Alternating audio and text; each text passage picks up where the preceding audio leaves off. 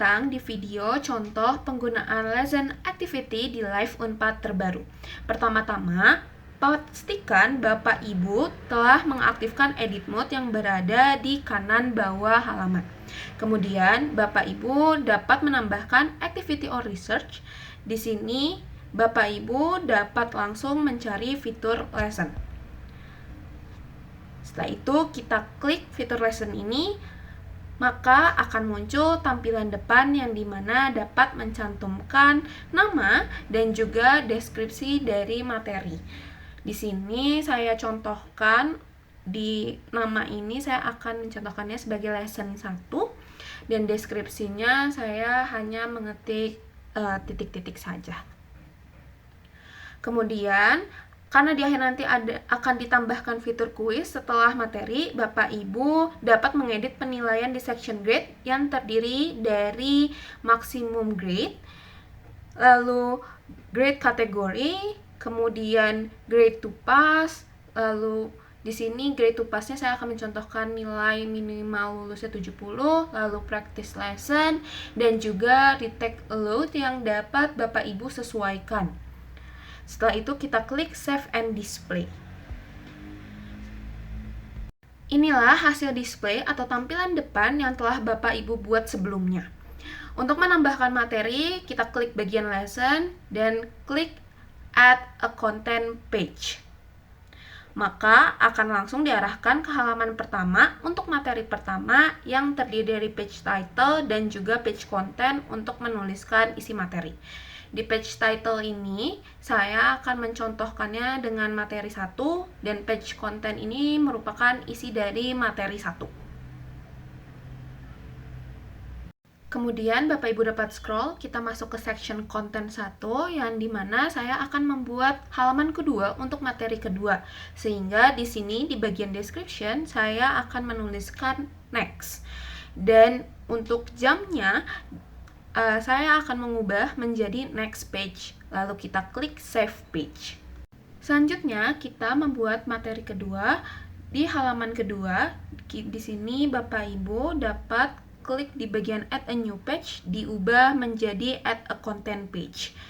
Dan akan muncul tampilan yang sama seperti sebelumnya. Bapak Ibu dapat menyesuaikan saja. Di sini saya contohkannya page title-nya materi 2 dan page content-nya isi materi 2. Setelah itu kita kembali ke bagian section content. Di konten pertama ini saya ingin membuat dua konten. Konten pertama, mahasiswa dapat kembali ke materi 1 sehingga saya di sini deskripsinya diubah menjadi back dan bagian jamnya kita ubah menjadi previous page. Setelah itu, saya di sini akan mengubah konten kedua agar mahasiswa dapat melanjutkan ke halaman ketiga. Jadi, saya ubah description menjadi next dan juga jamnya menjadi next page, lalu kita klik save. Maka tampilannya akan sama seperti sebelumnya dan di sini saya akan membuat 3 materi. Jadi, saya akan mengklik add a new page dan mengubahnya menjadi add a content page. Lalu tampilannya juga sama seperti sebelumnya. Di sini page title-nya saya ubah menjadi materi 3 dan page content-nya saya juga ubah menjadi isi materi 3.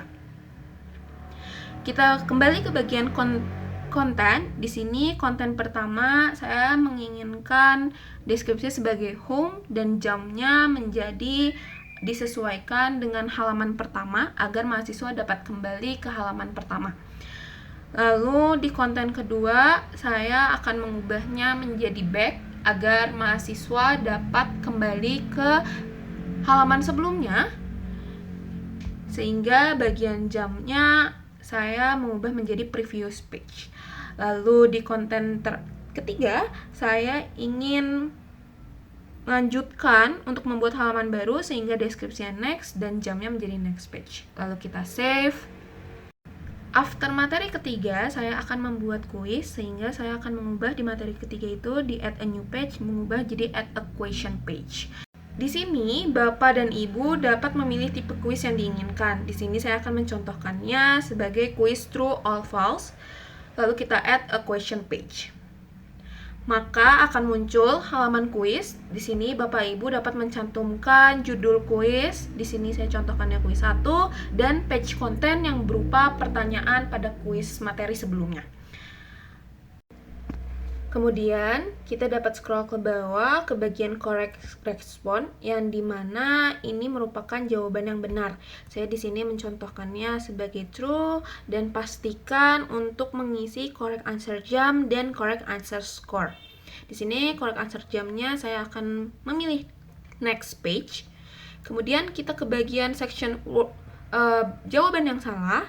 Di sini untuk jawabannya saya akan tuliskan false.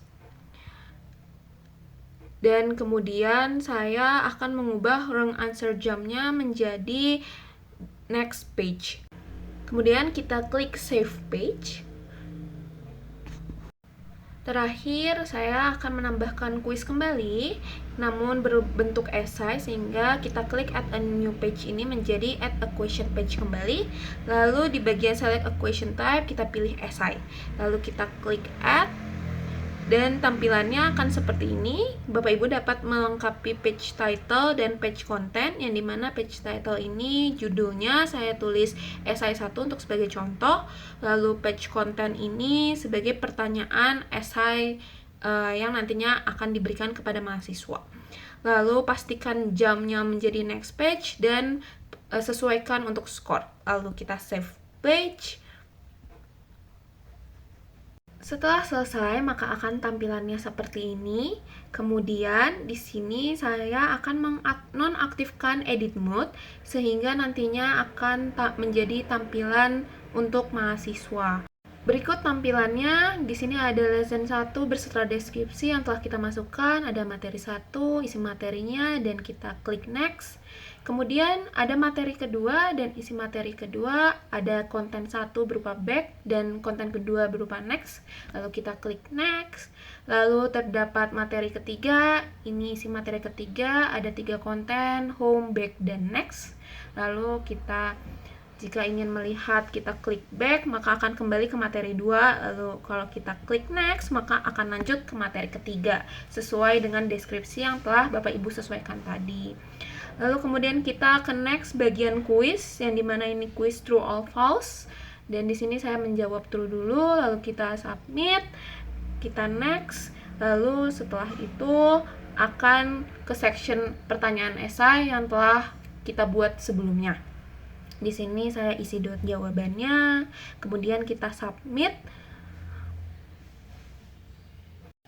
Maka tampilan akhirnya akan seperti ini, dan di mana nilainya nanti akan otomatis terdaftar ke dalam section grade. Demikian tutorial contoh penggunaan lesson activity. Mohon maaf apabila terdapat kesalahan kata. Sekian, terima kasih.